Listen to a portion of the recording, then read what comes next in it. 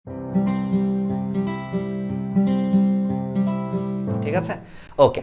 তো এবার তাহলে আসো, তাহলে আমরা ফার্স্টে কোষের বৈশিষ্ট্য দিয়ে শুরু করি। ওকে, তোমরা একটু ফ্রেন্ডদেরকে মেনশন করতে থাকো। আর একটা ঘোষণা আছে, একটা ঈদের আগে তোমাদের একটা গিফট আছে। এবং আমাদের গ্রুপটা, তোমরা জানোই যে আমাদের গ্রুপের একটু মেম্বার দ্রুত বাড়ানো লাগবে, তাহলে আমাদের গ্রুপটা অনেক বেশি প্রাণবন্ত হবে। কারণ আমি তোমাদের জন্য অনেক শর্ট ভিডিও বানিয়েছি, একটা দুইটা মনে হয় দিয়েছিও গ্রুপে, আরও দিতে থাকবো। সাথে দাগানো বইয়ের পিডিএফ দিব। ঠিক আমি যেভাবে দাগায় দাগায় বই পড়তাম, যেগুলো থেকে ইনশাল্লাহ তোমরা 80-90% কমন পাবে। এবং আমি তো মেডিকোতেও ক্লাস নিয়েছি, তোমরা মনে হয় জানো। ওখানে যে দাগানো বইয়ের পিডিএফ, সেইগুলো আমি দিয়ে দিব আমাদের গ্রুপে। ঠিক আছে, তোমরা সেখান থেকে পড়ে উপকৃত হবা, আবার তার উপরে এক্সাম দিবা। পড়বা, পিডিএফ দিব, একটা টপিক্সের উপর পড়বা, এক্সাম দিয়ে ফেলবা মেডিকেল স্ট্যান্ডার্ডে। একবারে পারফেক্ট একটা প্রিপারেশন হবে। ওকে, তাহলে কোষের বৈশিষ্ট্য। তাহলে ফার্স্টে আমাদেরকে যেই কাজটা করতে হবে তাহলে হলো কোষের বৈশিষ্ট্য। তাহলে কোষের বৈশিষ্ট্য হলো তোমার জিনিসটা কি? আমরা আগের দিন হইলো তোমার এন্ডোসিম্বায়োসিস পর্যন্ত পড়েছি, আজকে কোষ থেকে পড়ব। তাহলে কোষ মানে হইলো কোষের কিছু নির্দিষ্ট বৈশিষ্ট্য আছে। এই বৈশিষ্ট্যটা তুমি পুরোপুরি মনে রাখবা। হলো আমি বলি কোষের বৈশিষ্ট্য, এখান থেকে প্রত্যেক বছরই মেডিকেলে গত 20 বছরে একটা প্রশ্ন আসছে। এই পয়েন্ট থেকে গত 20 বছরে একটা প্রশ্ন আসছে, ইম্পর্ট্যান্ট, আবার আসতে পারে। ঠিক আছে, কারণ বই এরকম হাজার হাজার টপিকস আছে, তো যে কোনো জায়গা থেকে আসতে পারে। তাহলে এই কোষের বৈশিষ্ট্য আমরা সিম্পলি মনে রাখার জন্য আমরা মনে রাখবো, একটা ওয়ার্ড মনে রাখবো, অণুর কাঁচামাল গঠনে, অণুর কাঁচামাল গঠনে শক্তি হয়। আমরা কি মনে রাখবো? অণুর কাঁচামাল গঠনে শক্তি হয়। তাহলে খেয়াল করো, অণুর কাঁচামাল গঠনে শক্তি হয়। অণুতে হলো আণবিক গঠন, অর্থাৎ কোষ হলো জীবদেহের আণবিক একক, আণবিক উপাদানের হলো একক বা আণবিক উপাদান। ঠিক আছে, বুঝতে পারছো? তাহলে অণুতে হলো আণবিক, তার মানে কোষ হলো জীবদেহের আণবিক একক। এবার খেয়াল করো, কাঁচামাল, এই কাঁচামাল দিয়ে বুঝাচ্ছি কোষ প্রয়োজনীয় পরিমাণে কাঁচামাল গ্রহণ করতে পারে। তাহলে কোষ কি করতে পারে? ওর প্রয়োজন অনুযায়ী প্রয়োজনীয় কাঁচামাল গ্রহণ করতে পারে। গঠনে হলো গাঠনিক উপাদান। তাহলে গঠন দিয়ে আমরা কি বুঝাচ্ছি? গাঠনিক উপাদান, তার মানে কোষ হলো জীবদেহের গাঠনিক একক। তাহলে খেয়াল করো, তাহলে গঠনে গাঠনিক একক বুঝাচ্ছি। শক্তি হইল কোষ নিজের প্রয়োজনে বিভিন্ন জৈবিক বিক্রিয়ার মাধ্যমে এবং কাঁচামাল দিয়ে ও শক্তি উৎপন্ন করতে পারে। কি করতে পারে? শক্তি উৎপন্ন করতে পারে। তার মানে কোষ হলো নিজের প্রয়োজন অনুযায়ী কাঁচামাল ব্যবহার করে শক্তি উৎপন্ন করতে পারে। আর হয়তো হইল হোমিওস্টেসিস। আমি হোমিওস্টেসিস জিনিসটাকে আমি একটু পরে বলবো, এটা একটু বেসিক, আমি ব্যাখ্যা করব। আমার ক্লাসের লক্ষ্য হচ্ছে বেসিক ক্লিয়ার করা, বেসিকটা পুরোপুরি স্ট্রং করা আর মেডিকেলের জন্য পড়ায় দেওয়া, ব্যাস। তোমার যদি বেসিক স্ট্রং করে মেডিকেলের মতো করে পড়ানো হয়, আর তো কিছু তোমার লাগতেছে না। এই এক পড়া দিয়ে তোমার কলেজ পার হবে, আল্লাহর রহমতে এইচএসসি পার হবে, মেডিকেল ইঞ্জিনিয়ারিং ইঞ্জিনিয়ারিংয়ে তো আসে না, মেডিকেল আর ভার্সিটি পার হয়ে যাবে। ঠিক আছে, তাহলে একবারই পড়া লাগবে, নতুন করে বারবার পড়তে হবে না যে ভাই একবার কলেজের জন্য পড়বো আবার পরে অ্যাডমিশনে যে মেডিকেলের জন্য পড়বো, দরকার নেই। কারণ আমি তো মেডিকেলে ক্লাস নেই, মেডিকেল কোচিংগুলো তো আমি ক্লাস নেই, বা আমার মতো মানুষরাই তো ক্লাস নেই। তো আমরা তো গত 5 বছর ধরে আমি মেডিকেলের সাথে জড়িত আর কি, টিচার, সিনিয়র টিচার। তো আমি তো হাজার হাজার স্টুডেন্ট পড়াইছে, আমার ক্লাসগুলাই করে, তো সেইগুলো আমরা এখানে দিয়ে দিচ্ছি। তাহলে অণুর কাঁচামাল গঠন, তাহলে গাঠনিক উপাদান শক্তি হয়। হতে হলো হোমিওস্টেটিক। হতে কি? হোমিওস্টেটিক, একটু মনে রাখতে হবে। তাহলে হতে হোমিওস্টেটিক।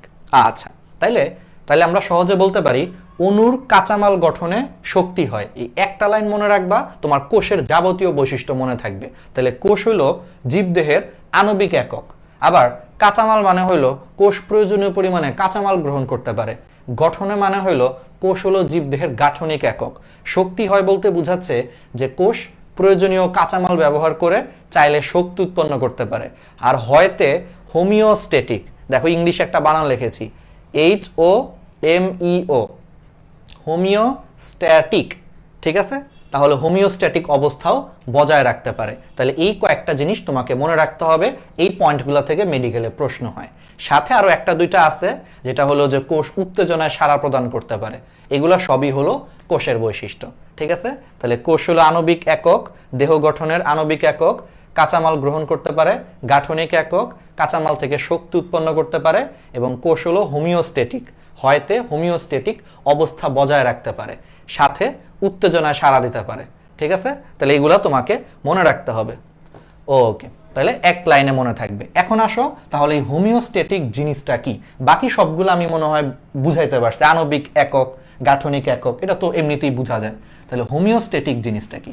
এই হোমিওস্ট্যাটিক জিনিসটা হলো, আমি একটু এটাকে একটু ফোকাস করি। হ্যাঁ, এই হোমিওস্ট্যাটিক, এটারে একটু আমরা বড় করে লিখি, একটু নতুন জিনিস শিখবো আজকে আমরা একটা। হোমিওস্ট্যাটিক, এই হোমিওস্ট্যাটিক মানে হলো কোষ স্ট্যাটিক অবস্থা বজায় রাখতে পারে। এই কথাটার মানে হলো, দেখো বানানটা লিখে দিছি, ইংলিশ বানানটা কেউ ভুল করো না, হোমিওস্ট্যাটিক। তাহলে হোমিওস্ট্যাটিক কথাটার মানে হলো অভ্যন্তরীণ স্থিতি অবস্থা বজায় রাখা বা অভ্যন্তরীণ স্টেবল অবস্থা বজায় রাখা, অর্থাৎ অভ্যন্তরীণ স্থিতিশীলতা বজায় রাখা। এই হোমিওস্ট্যাটিক কথাটার মানে হলো অভ্যন্তরীণ স্থিতিশীলতা বজায়। তাহলে অভ্যন্তরীণ স্থিতিশীলতা বজায় রাখা ব্যাপারটা কি রকম আমি তোমাকে বলি। ধরো মানব দেহের সাধারণ তাপমাত্রা কত? 98.4 ডিগ্রি ফারেনহাইট, ছোটবেলায় পড়ে আসছি। এখন আজকে ঢাকাতে প্রচন্ড বৃষ্টি হয়েছে একটু আগে, আমাদের এখন রুমের টেম্পারেচার কিন্তু তোমার 20 ডিগ্রি সেলসিয়াস। তাহলে বুঝো আমার বাইরের পরিবেশের তাপমাত্রা 20 ডিগ্রি সেলসিয়াস, কিন্তু আমার দেহের ভিতরের তাপমাত্রা কিন্তু ঠিকই 98.4 ডিগ্রি ফারেনহাইট। আবার কালকে মনে করো গতকাল অনেক রোদ ছিল, গতকাল আমাদের এখানে ওয়েদার ছিল 30 ডিগ্রির উপরে। তাহলে দেখো বাইরের পরিবেশের তাপমাত্রাও 30 ডিগ্রি, বাট স্টিল আমাদের বডির তাপমাত্রা কিন্তু 98.4ই রয়ে গেছে। তাহলে খেয়াল করছো, আমাদের দেহের তাপমাত্রা কিন্তু একটা এক্সাম্পল। তুমি যদি সাইবেরিয়াতেও যাও, প্রচন্ড ঠান্ডায়ও যদি যাও, দেখবা তোমার বডির তাপমাত্রা যা থাকবে। তুমি যদি মরুভূমির দেশে যাও, দেখবা তোমার বডির তাপমাত্রা সেমই থাকবে, যদি তুমি সুস্থ থাকো। অবভিয়াসলি এখন বলতে পারো ভাইয়া জ্বর আসলে তো বেড়ে যায়, ওইটা আলাদা কন্ডিশন। নর্মাল অবস্থায় কি হয়, সবসময় সেম থাকে না। তাহলে এই যে বাইরের পরিবেশে ঝড় হোক, বৃষ্টি হোক, বাদল হোক, যাই হোক, এই যে ভিতরে আমাদের বডির ভিতরে তাপমাত্রা যে সেম থাকতেছে, বাইরের পরিবেশের তাপমাত্রা চেঞ্জ হওয়ার পরও আমাদের দেহের ভিতরে যে তাপমাত্রাটা স্টেবল থাকতেছে, স্থিতিশীল থাকতেছে, এই জিনিসটাকেই তোমার কি বলা হয়? হোমিওস্ট্যাটিক অবস্থা বলা হয়। এই সেম কাজটা কোষও করতে পারে, অর্থাৎ কোষের বাইরে যতই পরিবর্তন আসুক, বাইরের পরিবেশের যতই তারতম্য হোক, কোষের ভিতরের যে অবস্থাটা সেটা হলো মোটামুটি স্টেবল থাকে একটা কোষের ভিতরে, যতক্ষণ পর্যন্ত কোষটা নর্মাল থাকে আর কি। তাহলে যতক্ষণ পর্যন্ত কোষটা নর্মাল থাকে, সেমভাবে কোষের বাইরে যাই হোক, ঝড় হোক, বৃষ্টি হোক, বাদল হোক, যাই হোক, একটা কোষের ভিতরে তার যে অবস্থাটা সেটা মোটামুটি স্টেবল থাকে, আমাদের তাপমাত্রার মতো। যে বাইরের তাপমাত্রা যাই হোক, আমাদের দেহের তাপমাত্রা কিন্তু সেম, এখানেও সেম। তাহলে কোষের বাইরে যাই হোক না কেন, কোষের অভ্যন্তরে সেম অবস্থাটাই মোটামুটি বজায় থাকে। এটাকেই বলা হচ্ছে অভ্যন্তরীণ স্থিতিশীলতা বজায়, বা ইংলিশে বলা হয় হোমিওস্ট্যাটিক। এটা অ্যাকচুয়ালি মেডিকেল টার্ম, হোমিওস্ট্যাটিক। তাহলে কোষ হোমিওস্ট্যাটিক অবস্থা বিরাজ করতে পারে। ঠিক আছে, ওকে। আচ্ছা, নেট প্রবলেম, এটা হয়তো বা তোমাদের করতেছে, রিফ্রেশ করে ফেলো। আমার এখানে অ্যাবসলিউটলি ওকে, সবকিছু ঠিক আছে আমার এখানে। ঠিক আছে, ওকে।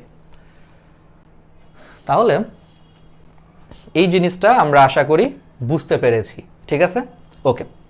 তাহলে এবার চলে আসো, তাহলে হোমিওস্ট্যাটিক অবস্থাটা আমরা আলটিমেটলি হলো বুঝতে পারলাম।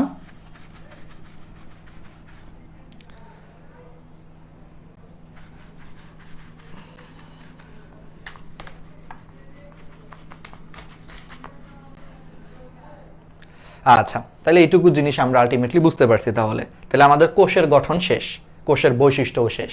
এখন আসো ইংরেজিতে কোষ নিয়ে যেখানে আলোচনা করা হয়, তাহলে এক লাইনে আমাদের সব বৈশিষ্ট্য মনে থাকবে। অণুর কাঁচামাল গঠনে শক্তি হয়। তাহলে এখন ইংরেজিতে কোষ নিয়ে যেই শাখায় আলোচনা করা হয়, বা বায়োলজিতে কোষ নিয়ে যেই শাখায় আলোচনা করা হয়, তাকে সাইটোলজি, বা বাংলায় কি বলা হয়? কোষবিদ্যা বলা হয়। নাম শুনে বুঝতে পারতেছো। কোষ ইংলিশ কি? কোষ ইংলিশ হলো সেল।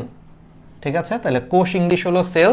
তাহলে সেল নিয়ে হলো যেই শাখায় আলোচনা করা হয় বায়োলজিতে, মানে সেল নিয়ে ভুগিচুকি সবকিছু, এর গঠন, উৎপত্তি, এর মানে কি কি হয় না হয়, মানে সেল নিয়ে যাবতীয় যত কিছু আলোচনা করা হয় তাকেই কি বলা হচ্ছে ইংলিশে বা মেডিকেলে সাইটোলজি, আর বাংলায় বলা হচ্ছে কোষবিদ্যা। তাহলে এটা একটা বায়োলজির শাখা। মনে থাকবে এটা গত 20 বছরে একবার মনে হয় আসছিল, এটা যে কোষ নিয়ে আলোচনা করা হয় জীববিজ্ঞানের কোন শাখায়। তাহলে অ্যান্সার কি? সাইটোলজি বা কোষবিদ্যায়। অনেকে এটার সাথে তোমার টিস্যুকে মিলায়া ফেলে, অনেকে এটার সাথে হলো টিস্যুরে মিলায়া ফেলে, এই জন্য একটু মনে রাখো, ঠিক আছে? এটা কিন্তু সাইটোলজি বা কোষবিদ্যা। আচ্ছা, এখন আসো, এই সাইটোলজি বা কোষবিদ্যা এর জনক আছে, এর কি আছে? এর জনক আছে। এর জনকটা একটু মনে রাখতে হবে, আসতে পারে, ইম্পর্টেন্ট। তাহলে সাইটোলজি বা কোষবিদ্যার জনককে তাহলে একটু মনে করো। গতকাল ক্লাসে বলছিলাম সর্বপ্রথম কোন বেটা হলো কোষ দেখছে, বলো তো? সর্বপ্রথম কোন লোকটা? আচ্ছা, আমরা একটু মজা করার জন্য বলতেছি, কাউকে অসম্মান করার জন্য না, যে সর্বপ্রথম কোন বেটায় কোষ দেখছে বলো তো? আগের দিনের পারা উচিত। যারা যারা এখনো পারো না, আমার কিন্তু ক্লাসের লিংক আমি কিন্তু আজকে ইউটিউব চ্যানেলে আপলোড দিছিলাম, আগের দিনের ক্লাসটা। তো যাই হোক, দেখে নিবা, গ্রুপেই আছে ইউটিউব চ্যানেলের লিংক, আর আমার ইউটিউবটা একটু সাবস্ক্রাইব করে রাখো। তাহলে যাই হোক, তাহলে কে সর্বপ্রথম কোষ দেখছে একটু ঝটপট বলে ফেলো। উড়ে মিল না, উড়ে মিল না, উড়ন্ত মিল বলতে আমি এটা বুঝাই নাই। উড়ে মিল কি করছে বলো? উড়ে মিল হইলো তোমার প্রস্তাব দিছে আর কি, ওই যে কিভাবে তোমার কোষ উৎপন্ন হয়েছে সেটা না, একবারে প্রথমে পড়াইছি রবার্ট হুক। ওই যে বলছিলাম না দুইটা হুক ছিল, আগের ক্লাসে পড়াইছি না যে দুইটা হুক ছিল, ঠিক আছে? এর মধ্যে একটা হুক কি করছে? একটা হুক হইলো প্রথম কোষ পর্যবেক্ষণ করছে তথা কোষ প্রাচীর দেখছে, আর আরেকটা হুক কি করছে? জীবিত কোষ পর্যবেক্ষণ করছে। দুইটা হুক ছিল। যাই হোক, তাহলে সবার প্রথমে কে দেখছে? সবার প্রথমে দেখেছে হলো অবশ্যই কে? Robert Hooke. এই কারণে রবার্ট হুককে কি বলা হয়? কোষবিদ্যার জনক বলা হয়। ব্যাস, ইজি জিনিস। এই বেটা হলো সবার প্রথমে কোষ দেখছে, এই কারণে হলো এরই কি বলা হয়? কোষবিদ্যার জনক বলা হয় রবার্ট হুককে। একবারে ইজি এটা হলো। কিন্তু এখন কাহিনী হলো আবার আধুনিক কোষবিদ্যারও জনক আছে। আধুনিক কোষবিদ্যার তাহলে জনককে যদি পরীক্ষায় প্রশ্ন আসে, আমি মনে রাখতাম আধুনিক কোষবিদ্যার জনক মনে রাখতাম হাঁসের পুত্র। কি? হাঁস। রাজহাঁস চিনো বা হাঁস চিনো? হাঁসের পুত্র। তাহলে হাঁসের পুত্র মানে কি? হাঁস মানে হলো ইংলিশে সোয়ান, সোয়ান মানে হলো হাঁস, আর ছেলে ইংলিশ কি? সন। তাহলে সোয়ানসন। তাহলে সোয়ানসন নামক ভদ্রলোক হলো আধুনিক কোষবিদ্যার জনক, ঠিক আছে? তাহলে মনে রাখার কৌশলগুলো বলে দিচ্ছি যে আধুনিক কোষবিদ্যা, তাহলে এখান থেকে দুইটা প্রশ্ন আসতে পারে ভিন্ন ভিন্ন। যদি প্রশ্নে বলে শুধু কোষবিদ্যার জনককে, তাহলে বুঝবা যে এই বেটা, যেই বেটা সবার আগে কোষ দেখছে সেই কোষবিদ্যার জনক রবার্ট হুক। কিন্তু যদি প্রশ্নের আগে যদি একটা আধুনিক ওয়ার্ডটা ইউজ করে দেয়, কি ইউজ করে দেয়? আধুনিক। খুবই ইম্পর্টেন্ট। আধুনিক ওয়ার্ডটা যদি ইউজ করে দেয় তাহলে কিন্তু আমাদের অ্যান্সারটা চেঞ্জ হয়ে কি হয়ে যাবে? হাঁসের পুত্র। মানে সোয়ান মানে হলো রাজহাঁস বলে আসলে ইংলিশে, আর সন মানে ছেলে, আমি মনে রাখতাম হাঁসের ছেলে, ঠিক আছে? তাহলে সোয়ানসন। তাহলে সোয়ানসন হলো আধুনিক কোষবিদ্যার জনক, মনে থাকবে? ওকে। যদি তোমাকে বলা হয় যে আধুনিক কোষবিদ্যার জনককে, সোয়ানসন, হাঁসের ছেলে। আর শুধু কোষবিদ্যার জনক যদি বলা হয় রবার্ট হুক। ওকে, তাহলে এগুলো আমাদেরকে মনে রাখতে হবে। এখন আসো আমরা একটু কোষতত্ত্ব নিয়ে জানবো। সেল থিওরি বা বাংলায় বলা হয় কোষতত্ত্ব। এই কোষতত্ত্বটা আমাদেরকে একটু জানতে হবে। তাহলে এইটুকু আমরা মুছে দেই, হ্যাঁ? ওকে, তাহলে এখন আমাদেরকে একটু কোষতত্ত্ব নিয়ে জানতে হবে। পরীক্ষায় আসে, পরীক্ষায় সৃজনশীলের খতে মাঝে মাঝেই আসে যে কোষতত্ত্ব হলো বিবৃত করো, বা কোষতত্ত্বর হলো পয়েন্টগুলো একটু লিখতে বলে। এগুলো আমরা এখন একটু দেখার চেষ্টা করব। লিউয়েনহুক, হ্যাঁ, লিউয়েনহুক কি করছে? প্রথম জীবিত কোষ পর্যবেক্ষণ করছে, কিন্তু প্রথম কোষ তো পর্যবেক্ষণ করেছে রবার্ট হুক। এই কারণে কোষবিদ্যার জনক রবার্ট হুক। লিউয়েনহুক কিন্তু এখানে আসবে না, ঠিক আছে? একটু বুঝে পড়তে হবে, স্বাভাবিক। যে আগে দেখছে সেই তো জনক হবে, তাই না? আজকে যদি আমি কোনো একটা জিনিস আগে দেখে যদি পৃথিবীর আগে জানাই যে এরকম একটা জিনিস আছে, আমারই কিন্তু জনক বলা হবে। ব্যাপারটা কিন্তু এরকম, ঠিক আছে? ওকে, তাইলে এবার চলে আসো আমাদেরকে তাহলে এরপর থেকে যেটা আমরা স্টার্ট করতে চাচ্ছি, কোষতত্ত্ব। সেল থিওরি বা বাংলায় বলা হচ্ছে কোষতত্ত্ব, খুবই গুরুত্বপূর্ণ। এই কোষতত্ত্ব বা সেল থিওরি হলো খুবই গুরুত্বপূর্ণ। আর একটা জিনিস সবসময় মনে রাখবো, আমাদের পড়ানোর স্টাইল কিন্তু হবে বেসিক প্লাস হইলো কি করা, মেডিকেল অ্যাডমিশন, দুইটাই একসাথে কভার করা। এই জন্য দেখো মেডিকেলের কিভাবে পড়া মনে রাখতে হয় সেই টেকনিকও দেখাচ্ছি, বেসিকও ক্লিয়ার করতেছি। তাহলে সেল থিওরি বা এটাকে বাংলায় বলা হচ্ছে কোষতত্ত্ব। আমরা কিন্তু লাইন বাই লাইন পড়বো না, কারণ বইয়ের কখনোই লাইন বাই লাইন পড়ে তুমি জীবনে মনে রাখতে পারবে না। আমরা বেসিক সব ক্লিয়ার করব, কিন্তু সব বেসিক ক্লিয়ার করার জন্য তোমার বইয়ের প্রত্যেকটা লাইন পড়ার দরকার নাই। আমরা তোমাদেরকে পড়া কমায়া দেব, স্মার্ট ওয়েতে কিভাবে সব বেসিক ক্লিয়ার করা যায় সেগুলো আমরা সলভ করব। সাথে হলো যে আমরা মেডিকেলটা কাভার করব। কারণ একটা জিনিস আমি গত ক্লাসেও বলেছি, আজকেও একটু বলি, শুনো। তোমাদের ইন্টার লেভেলে আমি 2016 ব্যাচ, এইচএসসি 2016 নটরডেম থেকে দিছি। তো আমি যখন নটরডেমে পড়তাম, আমাদের বইগুলা ওই সময় মাত্র 300 পেজের বই ছিল। আমাদের এই যে হাসান স্যার বলো বা আজমল স্যারের যে বই বলো, 300 বা 250 থেকে 300 ছিল। আর সেই বইগুলো এখন মনে হয় মিনিমাম 600 পেজ হয়ে গেছে। আমাদের ফিজিক্স বই ছিল 300 পেজের, এটা তোমাদের এখন 600 পেজ হয়ে গেছে। মানে এই পৃষ্ঠা ও পৃষ্ঠা মিলায় বলতেছি, ঠিক আছে? পেজ পৃষ্ঠা একটা হইলেই হয়েছে, ঠিক আছে? এটা ম্যাটার করে না। তো বুঝতে পারতেছো, সময় তো বাড়ে নাই, সময় কিন্তু সেম আছে। তো এইচএসসি 21 বলো, 22 বলো বা 23দেরকেও যদি আমরা হিসাব করি, তোমাদের তো সময় তোমরা বেশি পাবে না, তো সময় তো আলটিমেটলি সেমই থাকবে। তাহলে দেখো, আমরা যে টাইম পাইছি তোমরাও সেম টাইম পাচ্ছ। করোনা তো হয়তো একটু এদিক সেদিক হতে পারে, কিন্তু করোনার সিচুয়েশনটা যদি বাদ দিয়ে চিন্তা করি, আমাদের সময় তোমাদের সময় সেম, কিন্তু আমাদের বইয়ের দ্বিগুণ বড় বই হলো তোমাদের, দ্বিগুণ মোটা। তাহলে তোমাদেরকে আরো অনেক বেশি পড়তে হবে। বাট টাইম কি বাড়াইছে? টাইম তো বাড়ায় নাই। তাহলে লাইন বাই লাইন পড়া কি এখন অ্যাপ্লিকেবল? আমাদের সময় লাইন বাই লাইন পড়ে শেষ করা যায়, তো আমরা অনেক কষ্টে শেষ করেছি। কিন্তু আমি একটা জিনিস দেখলাম, যেভাবে বইগুলা বাড়াচ্ছে, প্রত্যেকটা এডিশনে বইয়ের পেজ হলো মিনিমাম 50 থেকে 100টা পেজ বাড়ায় ফেলে, সব কিছু দিয়ে রাখছে। তাহলে এত পড়া আসলে সময় তো বাড়তেছে না। এই জন্য স্মার্ট ওয়েতে পড়তে হবে, হোক সেটা ফিজিক্স, হোক সেটা কেমিস্ট্রি, হোক সেটা বায়োলজি। যেমন আমি বলি, আমাদের সময় তোমার টোটাল কেমিস্ট্রি সেকেন্ড পেপার বইয়ের পৃষ্ঠা ছিল মনে হয় 250 থেকে 300, আর তোমাদের মনে হয় 1000 স্যারের বইয়ের শুধু জৈব যৌগ চ্যাপ্টারই মনে হয় এখন 250 না 300 পেজ। তাহলে তুমি ইমাজিন করো, আমাদের সময় পুরো বইটা যা ছিল আর এখন একটা চ্যাপ্টারই বানায় ফেলছে তার সমান। তাহলে চিন্তা করো কি পরিমাণ মোটা হয়ে গেছে 6-7 বছরে। তো তোমাদের পক্ষে তো আসলে পসিবল না এত কিছু শেষ করা। এই জন্য সবকিছু স্মার্ট ওয়েতে বেসিক আমরা ক্লিয়ার করব, সব বেসিক ক্লিয়ার করব, সাথে ইম্পর্টেন্ট জিনিসগুলোই পড়বো। এখন এই গতানুগতিক যদি পড়তে যাও, লাইন বাই লাইন 5টা পেজ পড়ি, তুমি আর জীবনে পড়তেই যাবা না, এত সময় নাই অ্যাকচুয়ালি, ঠিক আছে? ওকে, তাহলে সেল থিওরি বা বাংলায় বলা হচ্ছে কোষতত্ত্ব। তাহলে কোষতত্ত্ব বা সেল থিওরি বলতে কি বোঝায়? তাহলে কোষতত্ত্ব বা সেল থিওরি জিনিসটা হলো, তুমি একটা জিনিস চিন্তা করো, তাহলে কোষ আবিষ্কার হয়ে গেছে, পরবর্তীতে বিজ্ঞানীরা ভাবছে কি যে আচ্ছা তাহলে একটা কাজ করি, এই কোষতত্ত্বরে হলো আমরা একটা নাম দিই। কি নাম দিই? কোষতত্ত্বের একটা নাম দিই, মানে একটা থিওরি উপস্থাপন করি। পরবর্তীতে কোষ আবিষ্কার হওয়ার পরে 1838 থেকে 1839 সালের দিকে, এই সালটি একটু মনে রাখো, এটা কেন জানি কলেজে অনেক আসে, স্কুল কলেজের পরীক্ষা এইচএসসিতে আসতে পারে, এই সালটা একটু ইম্পর্টেন্ট। তাহলে 1838 থেকে 1839 সালের দিকে প্রথমে 2 জন বিজ্ঞানী ছিলেন, পরবর্তীতে আরেকজন বিজ্ঞানী যোগ হয়েছেন। তার মানে মোট 3 জন বিজ্ঞানী মিলে কোষ নিয়ে তৎকালীন সময়ে গবেষণা করে তারা একটা থিওরি দিয়েছিলেন, যেই থিওরিটাই ছিল কোষ সংক্রান্ত প্রথম বৈজ্ঞানিক থিওরি। সেই থিওরিটারই নাম দেওয়া হয়েছে বাংলায় কোষতত্ত্ব, আর ইংলিশে বলা হচ্ছে সেল থিওরি, ঠিক আছে? তাহলে এটা আমরা কিভাবে এখন করব? তাহলে 3 জন বিজ্ঞানী, ফার্স্টে 2 জন ছিল, পরে আরেকজন অ্যাড হয়েছে। তাহলে সেই 3 জন বিজ্ঞানীর নামও খুব ইম্পর্টেন্ট, অবজেক্টিভের জন্য ভেরি ভেরি ইম্পর্টেন্ট, মেডিকেলের জন্য।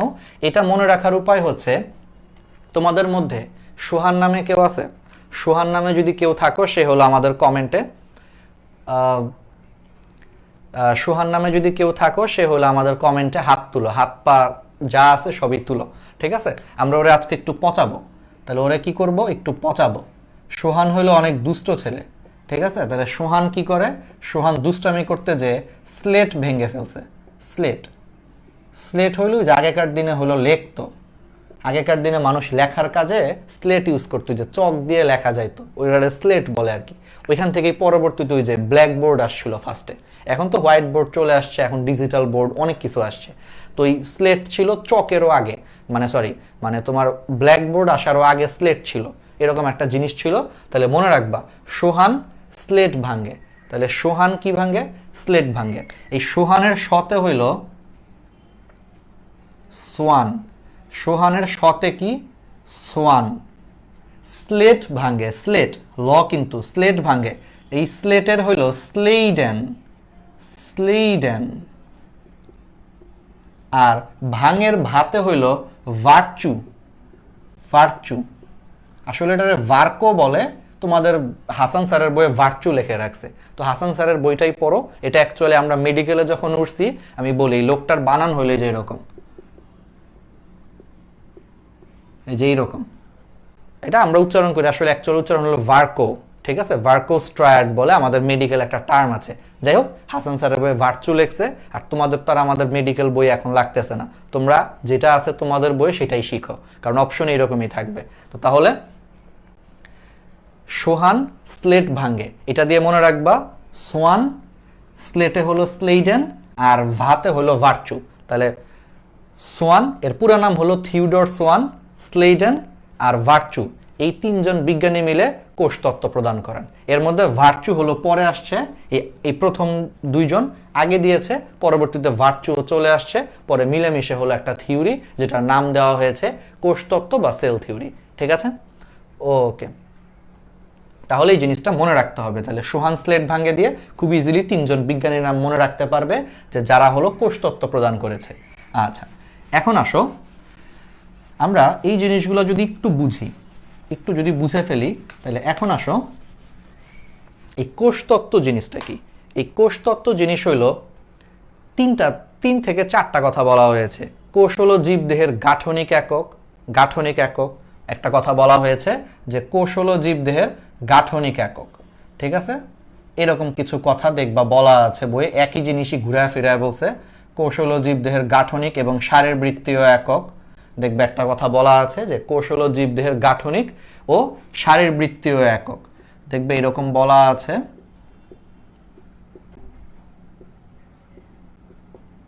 গাঠনিক ও শারীরবৃত্তীয় একক। আরেকটা কথা বলা আছে কোষ হলো জীবের মৌলিক একক। মানে কোষতত্ত্বে তারা চারটা পয়েন্ট উপস্থাপন করেছেন, সেই চারটা পয়েন্ট আমাদেরকে শিখতে হবে। এই চারটা পয়েন্ট মিলেই হলো কোষতত্ত্ব বা সেল থিওরি। তারা গবেষণা করে ওই সময় সবচেয়ে উন্নত বা যারা একটু কোষ সম্পর্কে অনেক রিসার্চ করে তারা এই চারটা কথা বলেছিলেন থিওরি, যেটাকে পরবর্তীতে সেল থিওরি নাম দেওয়া হয়েছে। তাহলে তাদের প্রথম পয়েন্ট ছিল গাঠনিক ও শারীরবৃত্তীয় একক। তারা একবার বলছে যে কোষ হলো আবার জীবের মৌলিক একক। কি একক?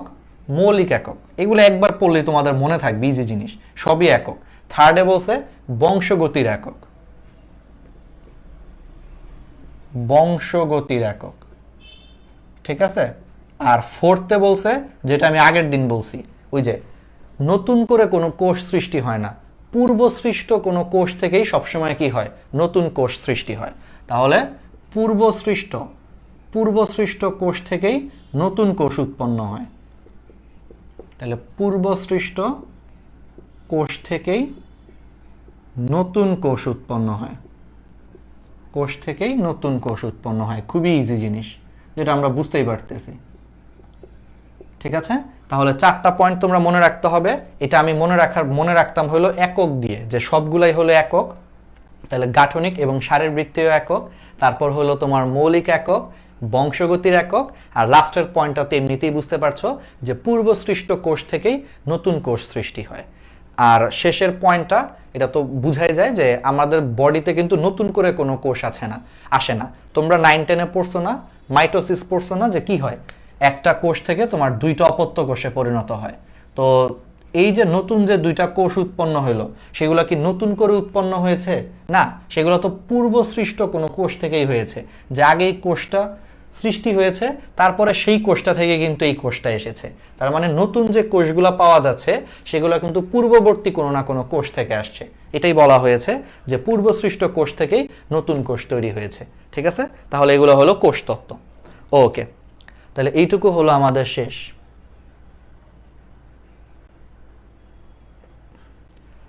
ওকে, একজন বলতেছে ভাইয়া এগুলো তো বছরের ফার্স্টের দিকে পড়াইছিলেন। হ্যাঁ, এগুলো হলো অ্যাকচুয়ালি এটা আমাদের এখন সবার জন্য, আমরা মেডিকেলের মতো করে দেখাচ্ছি। আমরা এক্সাম নিব, সমস্যা নাই। এটা 21 ব্যাচ, 22 ব্যাচ, 23 ব্যাচ সব ব্যাচে এই ক্লাসগুলো দেখতে পারবে যাদের কনসেপ্টে প্রবলেম থাকবে। আর আমরা হলো সামনে একটা প্রতিযোগিতা স্টার্ট করতে যাচ্ছি, একটা প্রতিযোগিতা স্টার্ট করব, এবং একই সাথে হইলো আমরা তোমাদের কিছু এক্সাম, যেটার ঘোষণা আমি দিব আর 5 মিনিট পড়ায় নেই, তারপরে আমি কয়েকটা চমৎকার ঈদের কিছু গিফট নিয়ে তোমাদের সামনে হাজির হব। ঠিক আছে, একটু ধৈর্য ধরে শুনতে থাকো। তাহলে এইটুকু জিনিস আমরা বুঝছি। এখন আসো শারীরবৃত্তীয় কাজ। শারীরবৃত্তীয় কাজের উপর ভিত্তি করে কোষকে কয় ভাগে ভাগ করা যায় এটা আমাদেরকে এখন একটু জানতে হবে। তাহলে শারীরবৃত্তীয় কাজের উপর ভিত্তি করে খেয়াল করো। এখন কোষের প্রকারভেদের মধ্যে ফার্স্টে হলো কোষ কি ধরনের কাজ করে, অর্থাৎ কোষ হলো আমাদের শরীরে কি ধরনের কাজ করে, অর্থাৎ কি ধরনের শারীরবৃত্তীয় কাজ করে, সেই কাজের উপর ভিত্তি করে আমরা কোষকে দুই ভাগে ভাগ করতে পারি। তাহলে হলো শারীরবৃত্তীয় কাজের উপর ভিত্তি করে কোষের শ্রেণী বিভাগ। আমি যদি এটাকে আরেকটু সুন্দর করে লিখতে চাই, তারা একটু সুন্দর করে লিখি। আমরা তো বুঝতেই পারছি কোষ ও কোষের গঠন পড়াচ্ছি, আমরা যদি একটু সুন্দর করে যদি লিখি, এখানে একটু লিখে রাখি, হ্যাঁ, চ্যাপ্টারের নামটা লিখে রাখলে আসলে দেখতে ভালো লাগে। তাহলে কোষ ও এর গঠন। তাহলে ধরো এইটা ছিল হলো আমাদের একটা কোষ। তাহলে খেয়াল করো, এটা যদি আমাদের একটা কোষ হয়, এই কোষকে এখন আমরা ধরো দুইটা জিনিসের উপর ভিত্তি করে ভাগ করতে পারি। একটা হলো আমাদের শারীরবৃত্তীয় কাজের উপর ভিত্তি করে,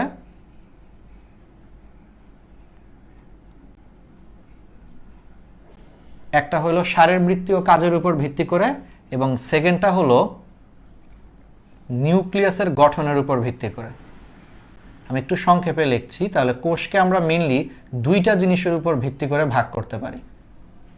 তাহলে একটা হলো শারীরবৃত্তীয় কাজের উপর ভিত্তি করে, আর আরেকটা হলো তোমার নিউক্লিয়াসের গঠনের উপর ভিত্তি করে। ঠিক আছে? তাহলে একটা শারীরবৃত্তীয় কাজের উপর ভিত্তি করে, আরেকটা হলো নিউক্লিয়াসের গঠনের উপর ভিত্তি করে। ওকে, তাহলে এই যে শারীরবৃত্তীয় যে কাজ, তাহলে শারীরবৃত্তীয় কাজের উপর ভিত্তি করে আমরা যে কোষকে ভাগ করলাম, এই উপায়ে আবার কোষকে আরো দুই ভাগে ভাগ করা যায়। তাহলে খেয়াল করো, ফার্স্টে আমরা এটাকে দুইটা জিনিসের উপর ভিত্তি করে ভাগ করতে পারি। এর মধ্যে আবার যে শারীরবৃত্তীয় কাজের উপর যে ভিত্তি করে আমরা কোষকে ভাগ করব, সেইটা আবার দুই প্রকার। তাহলে সেটা কয় প্রকার? দুই প্রকার। একটা হলো তোমার সোমাটিক সেল, বা এটাকে বাংলায় বলা হচ্ছে দেহকোষ। খেয়াল করো, তাহলে একটাকে বলা হচ্ছে তোমার সোমাটিক সেল, বা বাংলায় বলা হচ্ছে দেহকোষ, আর আরেকটা হলো তোমার জনন কোষ, এটারে জার্ম সেল বা গ্যামেট বলা হয়। তাহলে জনন কোষ, যেটাকে আমরা ইংলিশে অ্যাকচুয়ালি গ্যামেট বলি, বা অনেকে জার্ম সেলও বলে। ঠিক আছে? ওকে, তাহলে শারীরবৃত্তীয় কাজের উপর ভিত্তি করে কোষকে কয় ভাগে ভাগ করা যায়? দুই ভাগে ভাগ করা যায়। ঠিক আছে? তাহলে একটা হলো সোমাটিক সেল বা দেহকোষ, আরেকটাকে আমরা বলতেছি হলো জনন কোষ বা হলো তোমার গ্যামেট। এখন এই সোমাটিক সেলের কাজটা কি? এই সোমাটিক সেলের কাজটা হলো এই যে এখানে যেই জিনিসটা আছে, নাম শুনে বুঝতে পারতেছো, এটা একটা গ্রিক শব্দ থেকে আসছে। একটু বেসিকটা তোমরা ক্লিয়ার করো। গ্রিক ভাষায় সোম, এই সোম কথাটার মানে হইল দেহ। এই সোম কথাটার মানে কি? এই সোম মানে হইল দেহ। তো সোম শব্দ থেকেই তোমার আসছে সোমাটিক সেল, বা যেটার বাংলা করা হয়েছে দেহকোষ। তাহলে সোম মানে হলো দেহ। সোম বা অনেকে এটাকে জোম বলে, ওই যে ক্রোমোজোম, রাইবোজোম। ঠিক আছে? বুঝতে পারতেছো? ওই জোমটা আর কি, অনেকে জোম বলে বা অনেকে সোম বলে উচ্চারণ। তাহলে সোম বা জোম যাই বলো, এটা মানে হলো দেহ। তাহলে সোমাটিক সেল মানে হলো দেহকোষ। তাহলে নাম শুনেই বুঝতে পারতেছো এটাকে দেহকোষ কেন বলা হয়, কারণ এই কোষটা জীবদেহের দেহ গঠন করে। অর্থাৎ এই কোষটার কাজই হলো আমাদের দেহ গঠন করা, অর্থাৎ আমাদের দেহের বৃদ্ধি, অঙ্গ প্রত্যঙ্গ থেকে শুরু করে সব কিছু গঠন করা হলো এই সোমাটিক সেল, বা বাংলায় বলা হচ্ছে দেহকোষ। তার মানে এর কাজ নাম শুনে বোঝা যাচ্ছে যে আমাদের দেহ গঠন করা, অর্থাৎ দেহ গঠন, অঙ্গ প্রত্যঙ্গ তৈরি, বৃদ্ধি, এই সবগুলো করে হলো তোমাকে এই সোমাটিক সেল। এমনকি জননাঙ্গ, অনেকের একটু কনফিউশন থাকে যে ভাইয়া তাহলে জননাঙ্গের বৃদ্ধি বা জননাঙ্গের গঠন কে করে? সেটাও কিন্তু সোমাটিক কোষ করবে। খেয়াল করো, জননাঙ্গ সেটাও তো আমাদের দেহেরই একটা অঙ্গ। তাহলে এই অঙ্গগুলোও কে তৈরি করবে? অবশ্যই সোমাটিক সেল তৈরি করবে। এখানে একটা ভেজাল আছে, একটা বেসিক প্রবলেম আছে, আমি তোমাদেরকে ক্লিয়ার করে দিচ্ছি, দাঁড়াও। তাহলে দেহ গঠন করে, এবং হলো দেহ গঠন, তারপর অঙ্গ প্রত্যঙ্গ, এমনকি জননাঙ্গের গঠনও কে করবে? অবশ্যই সোমাটিক সেল করবে। আচ্ছা, এর পিছনের ব্যাখ্যাটা কি? এর পিছনের ব্যাখ্যা হলো তোমার জননাঙ্গ কি? তোমার বডির একটা পার্ট না? তো বডির যে কোনো পার্ট মানেই সেটা হলো দেহের অংশ, আর দেহের অংশ হইলেই সেটা কে তৈরি করবে? বা কে উৎপন্ন করবে? দেহকোষ মিলে। তার মানে যেহেতু জননাঙ্গ আমাদের বডিরই একটা অঙ্গ প্লাস অংশ, এই কারণে জননাঙ্গের গঠনও কে করবে?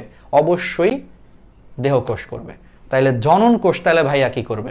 জনন কোষ জাস্ট খালি বংশবৃদ্ধি করবে, জনন কোষের আর কোনো কাজ নেই। তাহলে জনন কোষের এক্সাম্পল কি? এক্সাম্পল মনে রাখলেই তুমি বুঝতে পারবা। জনন কোষের এক্সাম্পল হলো শুক্রাণু ও ডিম্বাণু। শুক্রাণু ও ডিম্বাণু, তাহলে তোমরাই বলো। তাহলে শুক্রাণু ও ডিম্বাণু যদি জনন কোষ হয়, তোমরা দেখেই বুঝতে পারতেছো ওদের কাজ শুধুমাত্র বংশবৃদ্ধি করা।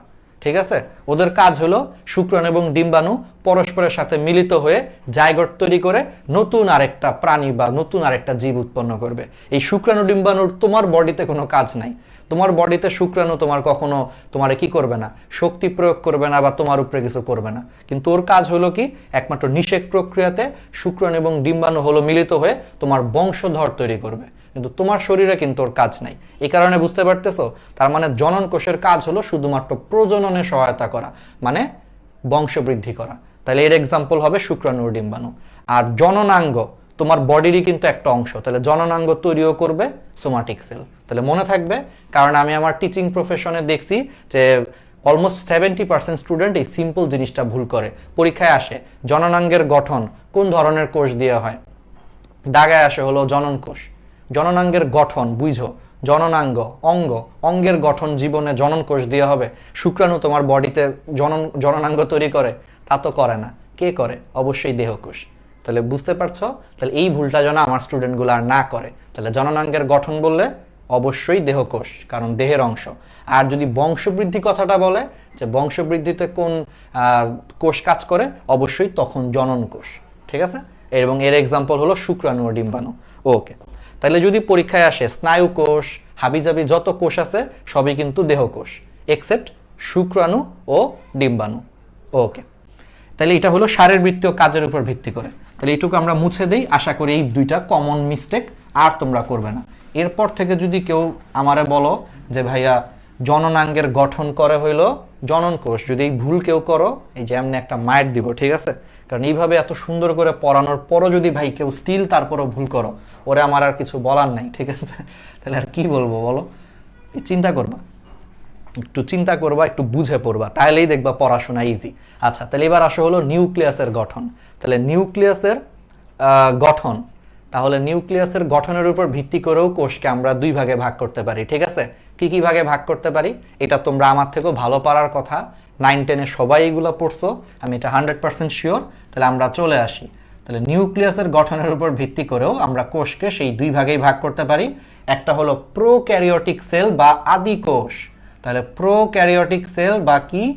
আদি কোষ। আর আরেকটা কি? ইউক্যারিওটিক সেল বা প্রকৃত কোষ।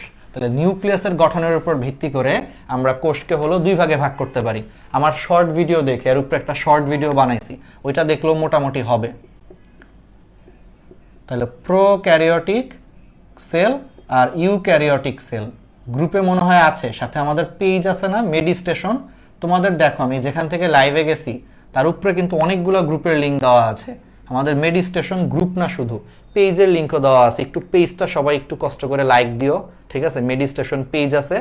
আর এসএসসি 21 যারা, তোমাদের কিন্তু এসএসসির অনেক বেসিকের ঘাটতি আছে, প্লাস তাদের মধ্যে অনেকেই তোমরা স্টিল চাচ্ছ যে ভাইয়া নটরডেম বা হলি ক্রসে পড়ার স্বপ্ন আছে।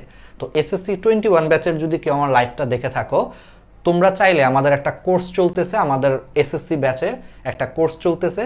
সেখানে হলো আমরা কয়েকটা বেসিক চ্যাপ্টার পড়াচ্ছি, যেমন আমরা ফিজিক্সের চলতরিৎ পড়াচ্ছি, একেবারে সুন্দর করে ক্লিয়ার করে দিব।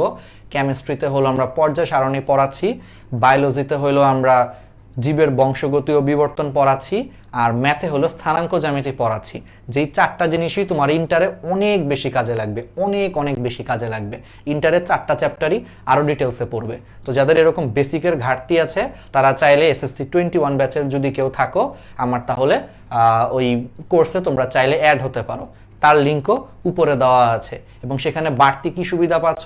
এক্সাম হবে, প্লাস হলো যে সেখানে নটরডেম বা হলি ক্রসেরও মানে প্রশ্ন প্যাটার্ন আমরা আলোচনা করেছি। মানে একেবারে বেসিক কোর্স, 0 থেকে আমরা শুরু করে একবারে তোমাকে প্রো বানায় দিব। এমসিকিউ সিকিউ নটরডেম কলেজ প্রশ্ন বা হলিক্রস কলেজ প্রশ্ন সব ক্লিয়ার করে দিব। তোমরা চাইলে অ্যাড হতে পারো যাদের বেসিকে প্রবলেম আছে। আর যারা অনেক স্ট্রং পারো চ্যাপ্টারগুলা, তারা তো এখানে ক্লাস করতেছই, SSC 21 যারা আছো। ওকে, তাহলে প্রোক্যারিওটিক সেল, ইউক্যারিওটিক সেল, তাহলে এই দুই ভাগে হলো আমরা ভাগ করতে পারি।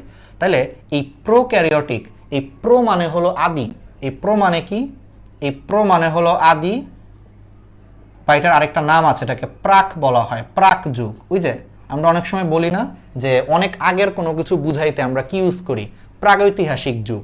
ওই যে কথায় কথায় তোমারা হয়তো বলে যে আচ্ছা দোস্ত তুই কোন আমলে হইলো, যে বলতে পারে তোমারে যে তুই কোন আমলে হইলো কলেজে ক্লাস করতি স্কুলে, তোমরা কি বলবো, আরে সেটা তো একটা প্রাগৈতিহাসিক যুগের কথা। কোনো একটা প্রাগৈতিহাসিক যুগে আমরা হলো নিয়মিত স্কুলে যাইতাম, কলেজে যাইতাম, তারপরে করোনা আসছে, আর কোনো খবর নাই স্কুল কলেজের, তাই না? এরকম একটা মিম দেখছে এরকম। তো প্রাগৈতিহাসিক মানে কি, অনেক আগের কোনো কিছু। তো প্রাক মানে হলো আদি, ঠিক আছে? তাহলে প্রো মানেও আদি, বা আরেকটা ভালো বাংলা হলো প্রাক। আর ক্যারিওটিক কথাটা আসছে, এই ক্যারিওটিক কথাটা আসছে ক্যারিয়ন থেকে। কই থেকে আসছে? ক্যারিয়ন থেকে। এই ক্যারিয়ন মানে হলো নিউক্লিয়াস।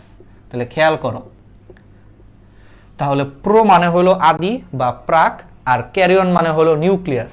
তাহলে প্রোক্যারিওটিক মানে হলো আদি নিউক্লিয়াস বিশিষ্ট কোষ বা প্রাক কেন্দ্রিক কোষ। তাহলে কি বলা হচ্ছে? আদি নিউক্লিয়াস বিশিষ্ট কোষ, বা এটাকে বলা হচ্ছে প্রাক কেন্দ্রিক কোষ, প্রোক্যারিওটিক সেল। আর ইউ মানে কি, মনে রাখবা বায়োলজিতে যেখানেই ইউ পাবে, যেখানেই সামনে ইউ পাবা, বুঝবা যে সেই ইউ মানে হলো প্রকৃত। ইউ মানে কি? ইউ মানে হলো তোমার প্রকৃত। তাহলে ইউক্যারিওটিক মানে হলো প্রকৃত কোষী প্রাণী, সরি মানে প্রকৃত কোষ।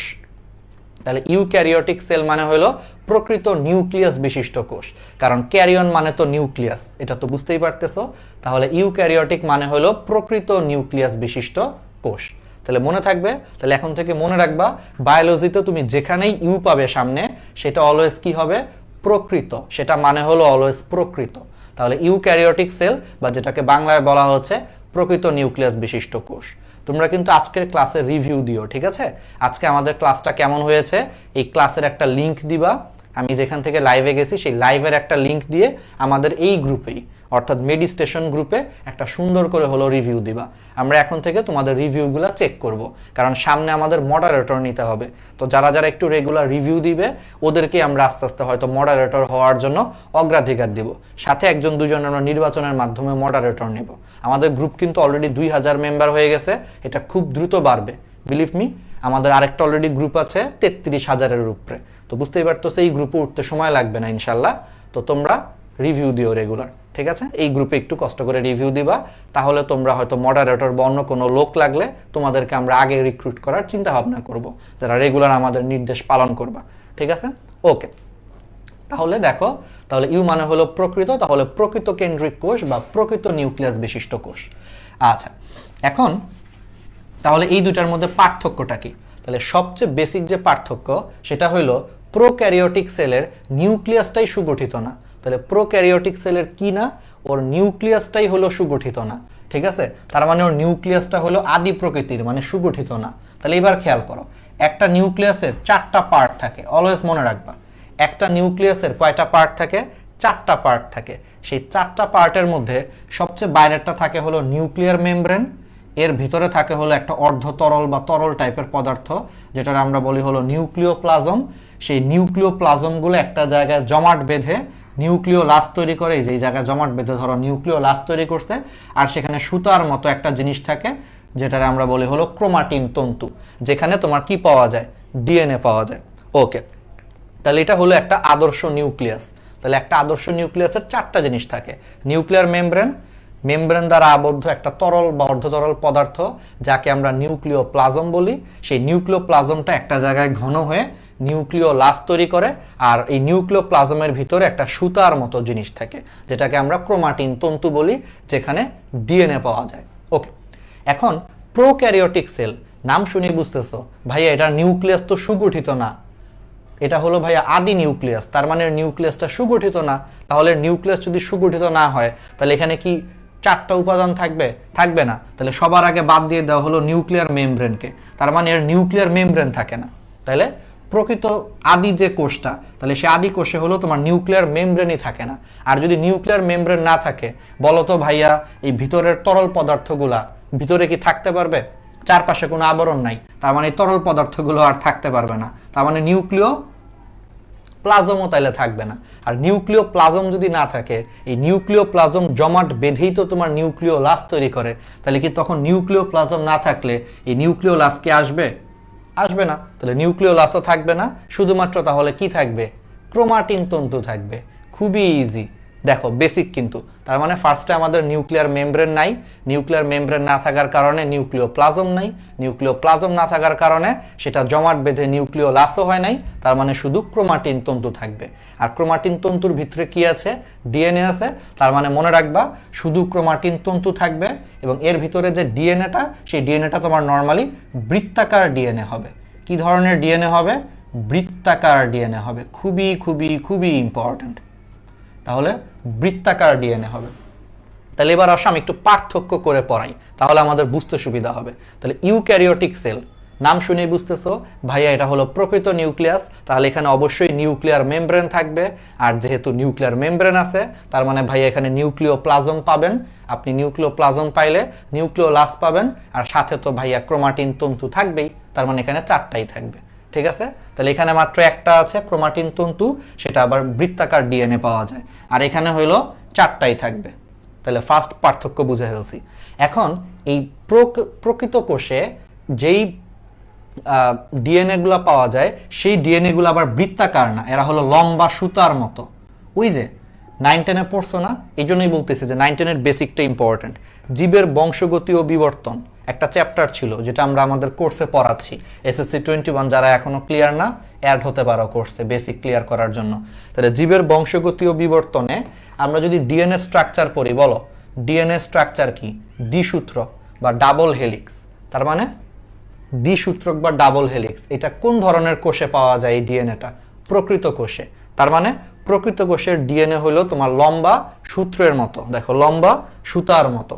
ঠিক আছে, তাহলে প্রকৃত কোষের ডিএনএ তার মানে হলো বৃত্তাকার হবে না, এটা লম্বা সুতার মতো, মানে সূত্রাকার। এখন প্রকৃত কোষে হলো তোমার এক ধরনের বিশেষ প্রোটিন পাওয়া যায় ডিএনএতে, যেটাকে আমরা বলি হলো হিস্টোন। কি বলি? হিস্টোন। তাহলে প্রকৃত কোষে এক ধরনের প্রোটিন পাওয়া যায়, যেটাকে আমরা বলি হলো হিস্টোন।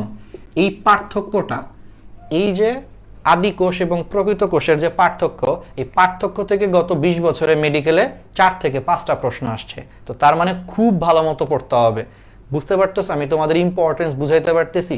গত 20 বছরে 4 থেকে 5টা প্রশ্ন আসছে একটা ছোট্ট ছক থেকে, তাহলে খুবই কিন্তু ইম্পর্টেন্ট। আর আমার শর্ট ভিডিও আছে, ওইটাও দেখতে পারো। ঠিক আছে, ওকে। তাহলে লম্বা সুতার মতো, এবং এখানে অবশ্যই তাহলে কি পাবে? হিস্টোন প্রোটিন পাবা। আর খেয়াল করো, প্রোক্যারিওটিক বেচারার কিছুই নাই, ওর তো আসলে নাই, ও খালি নাই করতেছে, তাহলে ওর কি হিস্টোন থাকবে? বলো, তোমরা নিজেরাই কমন সেন্স অ্যাপ্লাই করো। ওর হিস্টোন আছে, ইউক্যারিওটিকের সব আছে আল্লাহ দিলে, আর ওর কিছুই নাই, তাহলে ওর তোর হিস্টোনও থাকবে না। তাহলে হিস্টোন যদি না থাকে, তাহলে ওর কি থাকবে? নন হিস্টোন প্রোটিন থাকবে। তাহলে কি থাকবে? নন হিস্টোন প্রোটিন থাকবে। তাহলে নন হিস্টোন। ওকে,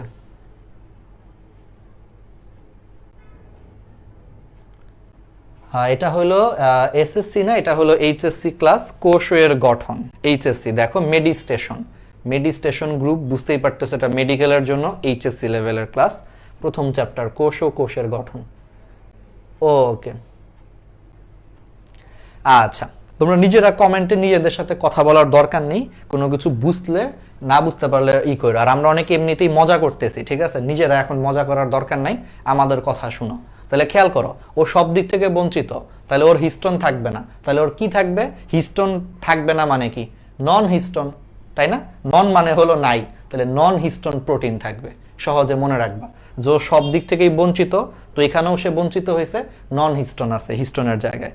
ওকে, তাহলে এই জিনিসগুলো হলো আমাদের শেষ। এখন আমারে বলো, যেহেতু প্রোক্যারিওটিক সেলের নিউক্লিয়াসটা সুগঠিত না, নিউক্লিয়াস কি কোষের মেইন জিনিস, যেহেতু নিউক্লিয়াসটাই ভাই তোমার সুগঠিত না, তাহলে তুমি আমারে বলো, নিউক্লিয়াসটা সুগঠিত না হইলে সাইটোপ্লাজমে কি অন্যান্য অঙ্গাণু পাবে? তুমি কি ক্লোরোপ্লাস্ট পাবা, মাইটোকন্ড্রিয়া পাবা, গলগি বডি পাবা, এন্ডোপ্লাজমিক রেটিকুলাম পাবা, মাইক্রোটিউবুলস পাবা? মানে তুমি সহজ কথা হলো যতগুলা কোষের অঙ্গাণুর নাম জানো, মাইটোকন্ড্রিয়া, গলগি বস্তু, এন্ডোপ্লাজমিক রেটিকুলাম, লাইসোসোম বলো, তারপর মানে ভুগিচুগি যা হিসাবে মাথায় আসে, তারপর ধরো হলো তোমার কি বলে ক্লোরোপ্লাস্ট বলো, তাহলে কিচ্ছুই পাবা না, কারণ ওর তো নিউক্লিয়াসই নাই। তাহলে এগুলো কই থেকে আসবে? মেইন জিনিসই যদি না থাকে, সাইড জিনিসগুলো কি বসে থাকবে শুধু শুধু? তার মানে ওর কিছুই নাই, তার মানে ও পুরোপুরি ফাঁকা। শুধুমাত্র একটা জিনিস খালি ওর আছে, আল্লাহ তাআলা ওকে একটা জিনিস শুধু দিছে, সেটা হলো রাইবোজোম। এখন রাইবোজোমটা দেওয়ার অবশ্যই কারণ আছে। বলো তো রাইবোজোম কি করে? 9-10-এর বেসিক পারা উচিত। রাইবোজোম কি করে? প্রোটিন সিনথেসিস করে, মানে প্রোটিন সংশ্লেষণ করে।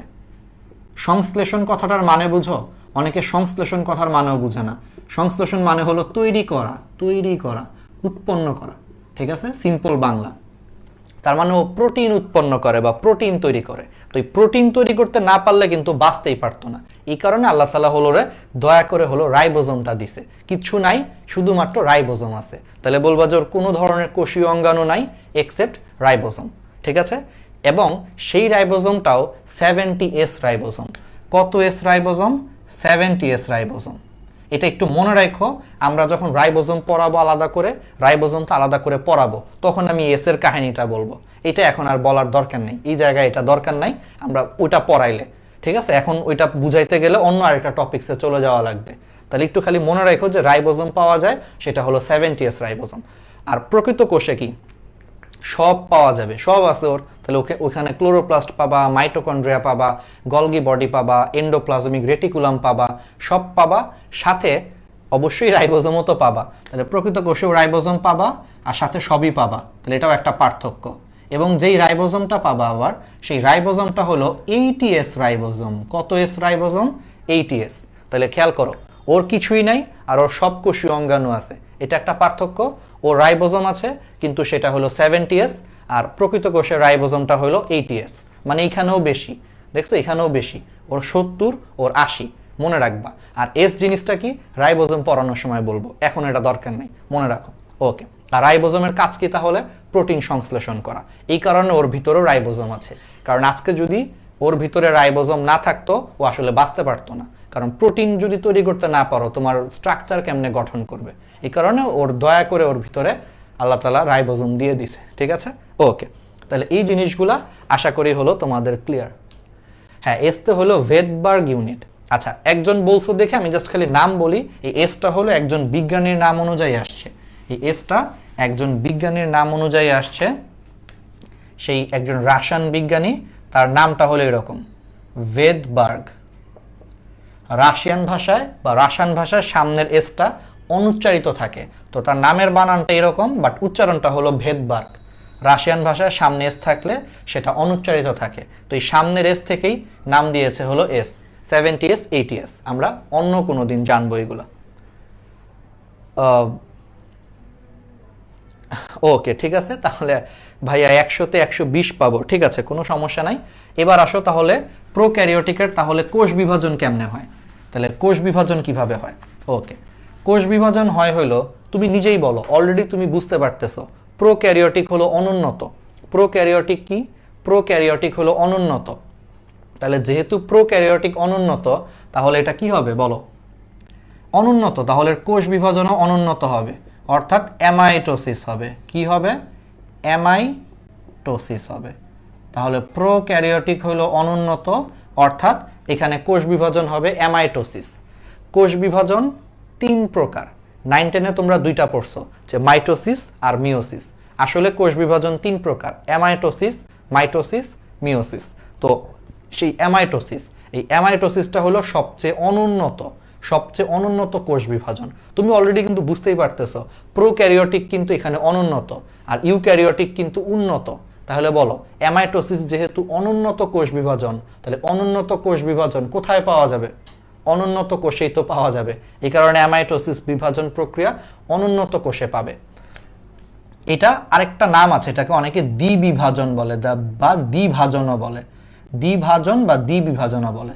তাহলে অ্যামাইটোসিস বা দ্বিভাজন অনুন্নত কোষ বিভাজন প্রক্রিয়া, এই কারণে এটা হলো অনুন্নত কোষে পাওয়া যায়, অর্থাৎ প্রোক্যারিওটিকে পাওয়া যায়। আর তাহলে ইউক্যারিওটিকে কি পাওয়া যাবে? উন্নত কোষ বিভাজন পাওয়া যাবে, অর্থাৎ ইউক্যারিওটিকে তুমি হলো মাইটোসিসও পাবা, মিওসিসও পাবা, কারণ মাইটোসিস এবং মিওসিস শুধুমাত্র উন্নত প্রাণীতে পাওয়া যায়। তাহলে মাইটোসিস আর মিওসিস তুমি পাবা হলো কোথায়? নর্মালি ইউক্যারিওটিকে পাবা, আর প্রোক্যারিওটিকে তুমি অ্যামাইটোসিস বা দ্বিবিভাজন পাবে। অনুন্নত জায়গায়, উন্নত কোষ বিভাজনটা উন্নত জায়গায় পাবে। ঠিক আছে, তাহলে একবারে ইজি হয়ে গেছে, খুবই ইজি। এবার আসো লাস্ট একটা জিনিস, আমাদের ক্লাস অলমোস্ট শেষ, তারপরে তোমাদেরকে একটা সারপ্রাইজ দিব, ঈদ গিফট, এটা একটা সারপ্রাইজ দিব, একটু আর 1 মিনিট খালি ধৈর্য ধরে শুনো। লাস্ট জিনিসটা হলো খাদ্য গ্রহণ পদ্ধতি। এই সবগুলো পয়েন্ট আমি কেন বললাম? কারণ মেডিকেলে সবগুলো পয়েন্ট থেকে প্রশ্ন আসছে, রেকর্ড আছে, গত 20 বছরে 4-5টা প্রশ্ন আসছে এখান থেকে, খুবই ইম্পর্টেন্ট, এই জন্য আমরা ডিটেলসে পড়ছি। ওকে, তাহলে লাস্টের যে জিনিসটা তোমরা নোট করো, আমাদের কিন্তু নোট শেয়ারিং গ্রুপও আছে, নোট শেয়ারিং গ্রুপের লিঙ্কও তোমরা উপরে পাবে, ওই গ্রুপে তোমরা জয়েন হয়ে যেতে পারো, সাথে হলো আমাদের ক্লাসের নোটগুলো ওই গ্রুপে তোমরা শেয়ার করতে পারো উইথ ক্লাসের লিঙ্ক সহ। তোমরা যাই করবা ক্লাসের লিঙ্ক দিবা, তাহলে তোমরা কি করবা? ক্লাসের যে রিভিউ, আমাদের ক্লাসটা কেমন হয়েছে সেই রিভিউয়ে তোমরা ক্লাসের লিঙ্ক দিয়ে দিবে, ক্লাসটার লিঙ্ক, আজকে যে ক্লাসটা করেছি লিঙ্কে বলে দিবা যে তোমরাও যদি এরকম অসাধারণ ক্লাস করতে চাও, এই যে ক্লাসের লিঙ্ক একটু বলে দিও, তাহলে বাকিরা যারা দেখবে ওরা সাথে সাথে ক্লাসটায় ঢুকে একটু দেখে নিতে পারবে। তাহলে তোমরা রিভিউ দিবা কোন গ্রুপে? এই গ্রুপেই, মেডিস্টেশন গ্রুপে। আর যদি কেউ নোট শেয়ার করতে চাও, ভাই আমার নোটটা একটু চেক করে দেন, নোটটা একটু ভালো হয়েছে কিনা বা কেমন হয়েছে, আমাদের নোট শেয়ারিং গ্রুপের লিঙ্ক দেওয়া আছে, সেইখানে অ্যাড হয়ে ওইখানে তুমি নোট শেয়ার করবা। ঠিক আছে, ওকে। তাহলে এবার আসো লাস্ট যে পয়েন্ট, তাহলে প্রোক্যারিওটিক এবং ইউক্যারিওটিক। তাহলে প্রোক্যারিওটিক মেইনলি অনুন্নত, তাহলে ও খাদ্য গ্রহণ করে কোন পদ্ধতির মাধ্যমে? শোষণ পদ্ধতির মাধ্যমে। মানে ও হইলো অন্য প্রাণীর হজম করা খাবারগুলা চুরি করে নিয়ে যায়, শোষণ করে, অথবা কিছু কিছু ক্ষেত্রে তোমার সালোক সংশ্লেষণও করতে পারে। তাহলে কিছু কিছু ক্ষেত্রে ওরা কি করতে পারে? শোষণ বা সালোক সংশ্লেষণও করতে পারে বেচারা। আচ্ছা, আর ইউক্যারিওটিক কি করে? ইউক্যারিওটও তোমার শোষণ করতে পারে, কারণ ইউক্যারিওটিকের মধ্যে আবার কিছু কিছু জিনিস আছে, আমি একটু পরে বলবো। ইউক্যারিওটিকও তোমার শোষণ করতে পারে, আবার ইউক্যারিওটিকও তোমার সালোক সংশ্লেষণ করতে পারে, কোনো প্রবলেম নাই। খাদ্য গ্রহণ পদ্ধতি মানে কোন উপায়ে মেনলি খাদ্য গ্রহণ করে? শালক, মানে শালক সংশ্লেষণ। সাথে ইউক্যারিওটিক আরেকটা এক্সট্রা কাজ করে, সেটা হলো আত্তীকরণ করা, যেটা তোমার কখনোই প্রোক্যারিওটিক করতে পারে না, সেটা ইউক্যারিওটিক করে, আত্তীকরণ। তাহলে এখন তোমাদের হয়তো প্রশ্ন আসবে যে ভাইয়া আত্তীকরণ জিনিসটার মানে কি? শোষণ তো বুঝছি, যে যেমন কৃমি কি করে বলো তো? কৃমি কিন্তু কখনো নিজের খাবার নিজে খায় না। কৃমি কি করে? আমাদের পেটের ভিতরে অবস্থান করে, আমাদের পেটের ভিতরে ও কি করে? যকৃৎ বা ক্ষুদ্রান্তে বসে থাকে, সেই ক্ষুদ্রান্ত বা যকৃৎ থেকে আমাদের যে হজম করা যে খাবারগুলা, সেই হজম করা খাবারগুলা ও শোষণ করে, এটা হলো শোষণ। আর সালোক সংশ্লেষণ তো বুঝতেছই, সূর্যের আলোর উপস্থিতিতে ক্লোরোফিলের সাহায্যে খাদ্য তৈরি করা। ওকে, এই দুইটা বুঝছি।